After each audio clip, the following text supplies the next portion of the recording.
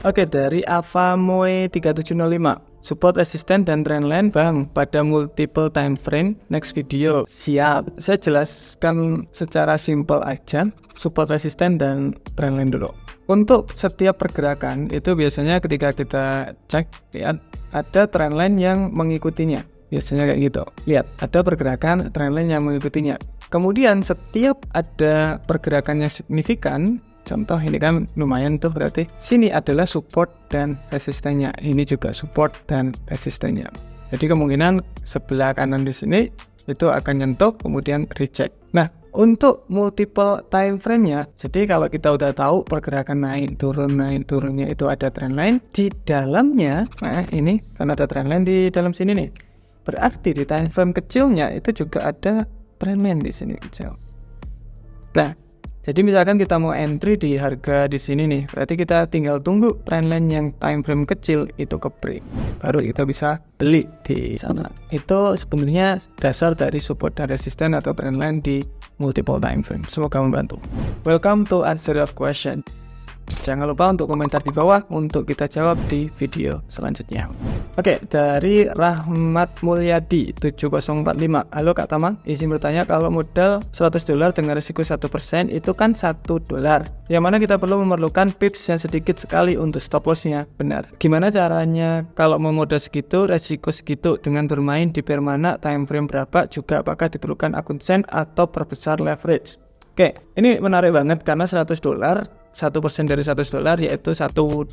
Dan $1 itu stop lossnya kecil pasti. Ada dua cara menurut saya. Yang pertama itu pakai akun sen. Itu pasti karena modal $100 itu bisa menjadi 10.000 sen kalau kita bilang.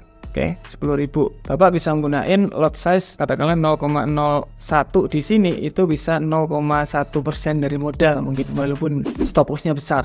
Itu bisa. Jadi saran pertama pakai akun set karena resiko yang diatur itu bakalan bisa lebih bagus. Kalau menggunakan cara dua, itu $1 resiko, berarti stop loss yang dibutuhkan adalah 10 pips atau 100 poin. 10 pip di sini itu kecil banget. Jadi kalau saran saya mungkin pakai scalping teknik. Jadi pakai teknik scalping, trading dengan time frame yang lumayan kecil. Contoh di time frame M30, M15, M5 supaya stop lossnya itu nggak lebih dari 10 pip. Atau kalau mau resikonya 2% itu bisa jadi 20 pips. 20 pips di sini Bapak bisa gunain time frame di H1. Biasanya stop loss itu 20-an. Tapi ingat, pairnya harus dicek.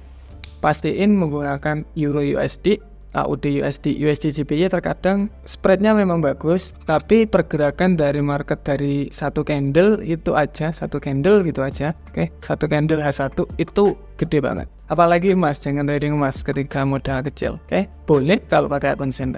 Jadi kalau bisa gunain Euro USD, AUD USD, NZD USD, GBP USD jangan, USD CAD sama USD CHF. Wes, itu yang bisa buat trading karena jarak dari pip satu ke pip lainnya, jarak dari satu harga ke harga lainnya itu lumayan lebar. Dari Mikbal Firmansyah, mau tanya Pak, seumpama kalau mau nyari low high kan menggunakan Fibonacci. Nah, misalnya kalau Fibonacci 1,8 di atas trendline tuh gimana Pak? Cari kita konfirmasi lagi. Oke, contoh seperti ini berarti Pak ya. Area entry kita adalah area entry yang di sini.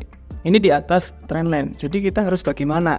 Jawabannya adalah cari konfirmasi lagi. Jadi Fibonacci ini tools untuk menentukan support dan resisten. Jadi kalau kita tarik Fibonacci, ya mungkin tuh di harga sini. Tapi kalau dilihat di area trendline lebih masuk akal, mungkin di sini supportnya ada di sini. Ini ada support di sini. Mungkin Fibonacci-nya akan naik.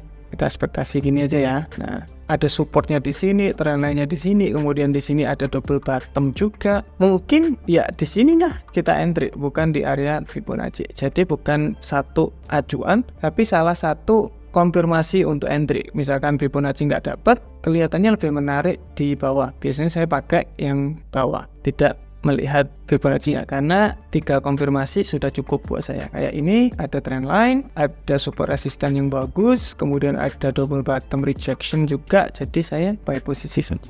Dari Jesvanusama, sama saya sehari cukup 30 trading dengan profit 27 kali, loss 3 kali. Itu overtrade apa enggak? Yes, itu overtrade. 30 kali itu banyak banget, Pak. Terlalu banyak buat saya. Tapi selama profitnya udah bagus, dicoba selama beberapa bulan, 8 bulan, 9 bulan, 1 tahun, kalau tetap bagus, gunain aja. It's okay. Jadi trading di sini kan bagaimana cara kita dapat profit toh. Caranya macam-macam, nggak dapat profit percuma. Jadi cara simple, dapat profit, cocok buat Anda, pakai.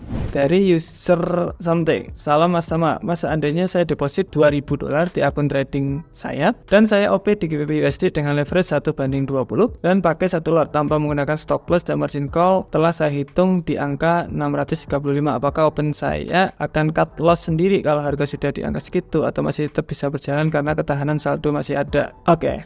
Orang nggak tahu ya, terlalu nyaman dengan kehilangan modal di trading. Saya juga nggak tahu kenapa orang ketika kita margin call itu uang kita habis loh, kita harus nyari lagi untuk deposit lagi. Hati-hati. Kalau saran saya itu mending jangan selalu margin call dalam pikirannya, tetapi diganti dengan ketika terkena loss, saya loss 1% dari modal saya bakalan rugi 1 juta, yaitu 1% dari modal saya. Itu yang perlu ditanemin sebenarnya. Bukan kalau saya ini ketahanannya bagus apa enggak ya, nanti bisa margin call sampai berapa pips ini. Itu mindset yang menurut saya bagus untuk beberapa orang, tetapi untuk sebagian besar dari orang itu menurut saya agak berbahaya. Apalagi yang masih baru-baru, itu habis nanti uang.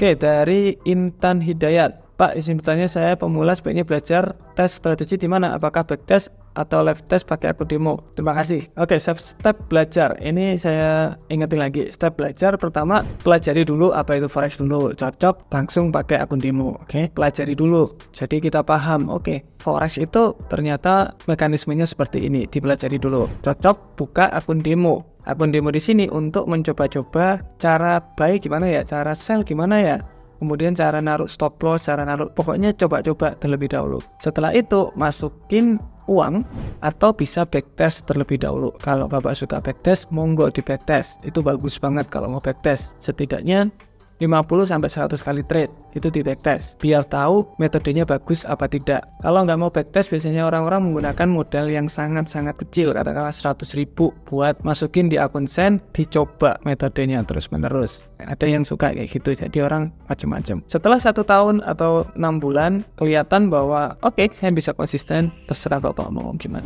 Dari Agali Gipi, Mas Sama, pandangan Mas Sama terkait layering gimana? Oke, layering di sini maksudnya gimana? Contoh, ini kan trennya lagi naik nih, trennya lagi naik. Layering di sini itu ada orang buy posisi di sini, turun buy lagi, buy lagi, buy lagi, buy lagi. Ketika harga udah naik segini, dia close semuanya. Jadi kelihatan bagus, tetapi di sini harus hati-hati karena layering di sini harus menggunakan lot yang kecil banget atau resiko kecil banget, jangan 1%, 0,1% nggak apa-apa kalau mau layering. Karena saya punya temen yang pakai layering tapi dia masih untung sampai sekarang, dari 2016 sampai sekarang tetap konsisten profitnya. Tetapi ketika dia layering di sini mungkin 0,01% modalnya dari modal, terus total kalau di total 200 kali trade-nya, jadi dia ada 200 open posisi, itu kalau di total masih 1% dari modalnya. Jadi dia aman banget sama trading. Kalau saran saya, kalau mau layering caranya seperti itu. Modal besar, resiko yang kecil. See you next video. Bye-bye.